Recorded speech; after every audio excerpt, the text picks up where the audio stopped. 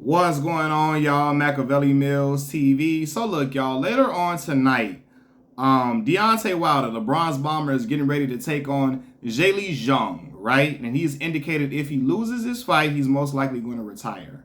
Y'all, I have so much respect for Deontay Wilder, fam. He's been one of my favorite fighters of the last 10 to 15 years. Seriously, for so many reasons. First of all, let's get into the reason why he started boxing in the first place. Deontay started boxing in order to take care of his daughter, who suffered from, she was born with spina bifida, which is a condition that occurs when a spine and a spinal cord don't form properly, right? And so I believe they need certain procedures, certain medical procedures and surgeries, etc., to be done in order to help correct it or help assist them to live a regular life, right? And so his daughter had to have surgeries and all of that, and she had a lot of medical bills. Deontay Wilder was working, I believe I remember him talking about working at IHOP, doing some truck driving, doing odd jobs here and there, right? And while he was in school. And he stopped doing those things and pursued boxing because he was ignorant to the sport of boxing, thinking that everybody that boxed made mega money. You know what I mean? Thousands, a whole bunch of money. He didn't understand that you have to build your way up throughout your career to get to those big bucks, right? And so he put his all into boxing. And he fell in love with it. You know, he got good at it. He found out that he has a right hand made for destruction. Deontay is from Tuscaloosa, Alabama, which is not a hotbed for boxing talent. It's not a place where boxers can be cultivated like a Philadelphia, Pennsylvania, like California, like Las Vegas, Nevada is a boxing hotbed now, right? It's not a New York City where a lot of boxers are cultivated and brought up through all these different boxing academies and these Golden Glove tournaments. Tuscaloosa is not that, right? Deontay didn't have the expertise of a real former boxer for real. Now, Mark Breland came on later in his career. He was brought on, but it was just him and JD's, who was not a boxer, who was not a guy that, just had a deep background in boxing or amateur boxing, none of that. Deontay got it out the mud and he medaled after a few, 30-something amateur fights. He medaled in the Olympics after that, which is crazy to do. Most dudes have over, 200 fights. Lomachenko didn't have 300-something fights. Floyd Mayweather and them had 100-something amateur fights before they went into the Olympics. Deontay went straight in there and was one of the, ranked at the bottom of the Olympics, the very bottom of the pool, the talent pool, and came out and won a bronze medal, which is spectacular to me, man. To come from where he came from, to become heavyweight champion of the world and have 10 successful title defenses is spectacular. You can talk about, he didn't fight this and that one. I respect Deontay, man, because he had the mentality, the resiliency to always come through. Even though you could outbox him for rounds, the belief that he has in that fucking right hand is tremendous. He always had belief in himself. And that's really what got him as far as it's gotten him, right? To be so outmatched skill-wise against nearly everybody he's fighting, to be able to drop them and stop them with that hammer. It's a special skill set, man. Like, some dudes will get frustrated, losing rounds, getting hit with shots, not being able to land at times. They get frustrated and pack it in. Deontay always been a fighter, dog. Even when he lost to Tyson Fury, he kept getting back into the ring with him.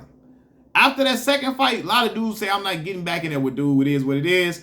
I'm going to just say he cheated. I'm going to walk away. I'm not going to fight him no more. Deontay Wilder got right back in there with him after the way he got destroyed in that second fight and dropped Tyson Fury twice in a third fight, fam.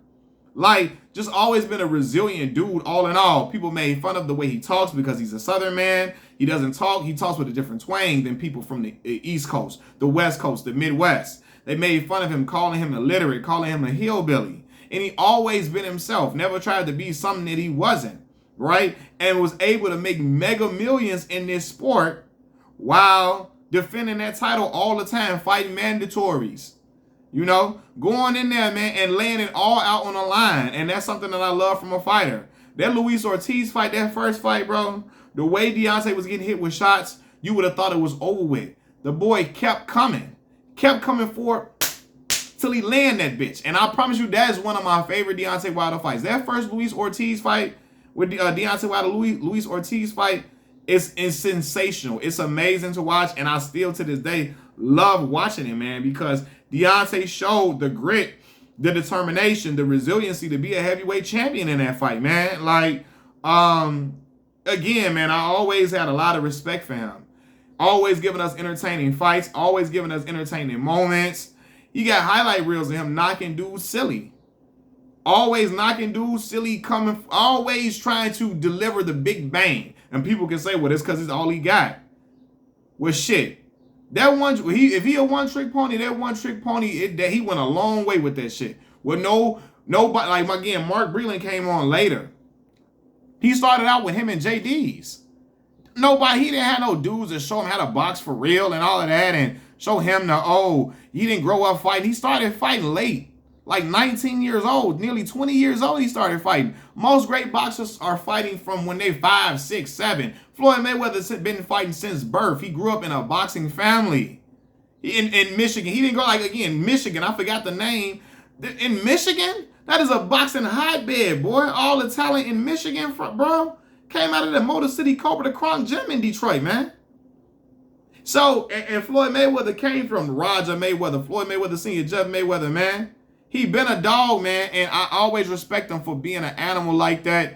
Always love the way he fights and always love him for putting it all out on the line regardless and giving the boxing fans exciting matchups, man. And so if tonight is his last go round, nothing but love and respect for you, brother. You always been a top tier talent, always been nothing short of a dog, always been a guy, and you never got the respect you deserved from the American public. They was backing all these other dudes that wasn't from America. You never really got your true deserved respect. You never got your just due, but I'm here to give you your flowers, brother, because you always went with your heart and always laid it out on the line, always willing to put yourself in danger to get yourself the knockout, and that's something that I respect. We love heavyweights that can put guys on the canvas, and he is that guy. Machiavelli Mills TV, I'm out. Peace.